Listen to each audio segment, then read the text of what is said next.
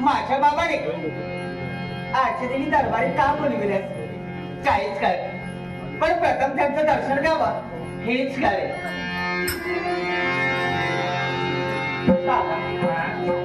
नमस्कार. अरे बापरे,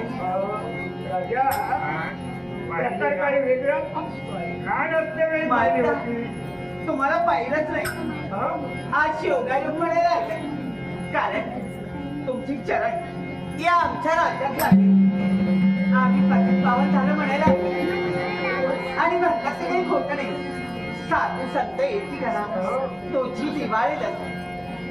आज तुमच्या या पवित्र चरणाने या राज्यात आनंदी आनंद झाला म्हणायला आणि एवढंच नव्हे तर मी माझं भाग्य समजते.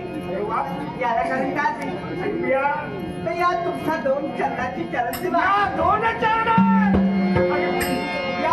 चरणाची चरणसेवा आज मला करायला मिळाली.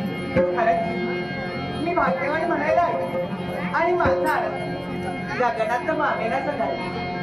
या तुमच्या दोन चरणाची चरणसेवा करत असं म्हणायला